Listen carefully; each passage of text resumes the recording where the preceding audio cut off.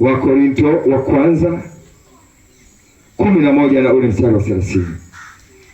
Wakorinto wa kwanza 11 na ule mstari wa 30. Wakorinto wa kwanza 11 na ule mstari wa 30. Wakorinto wa kwanza 11 mstari wa 30. Rotation mjeka, rotate.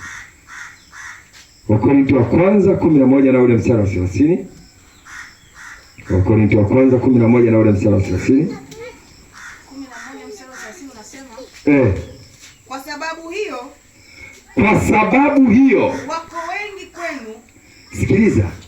Haya ni maandiko yanasema kwenye Wakorinto wa kwanza 11:30. Kwa sababu hiyo wako wengi kwenu walio hawawezi na dhaifu. Na watu kadha wa kadha wamelala. Anasema na watu kadha wa kadha wamekufa. Kwa nini?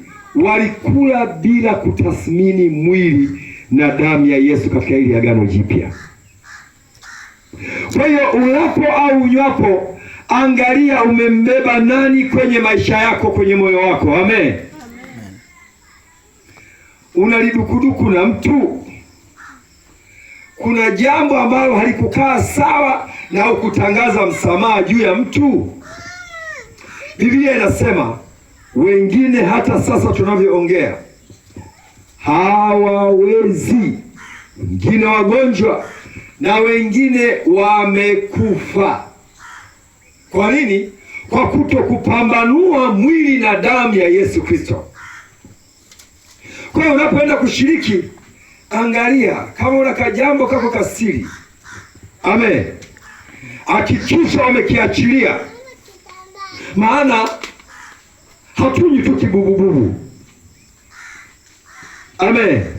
Hatunywi kibubububu kwamba tunaweka sasa kila mtu. Lazima tujue ilo agano jipya ambalo ni bora linataka nini. Amen.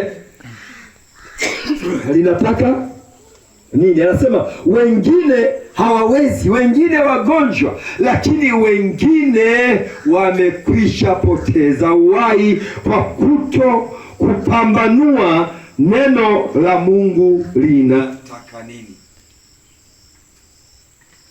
Halo? Halo? Amen. Kwa hiyo ni jambo la kuwa makini sana.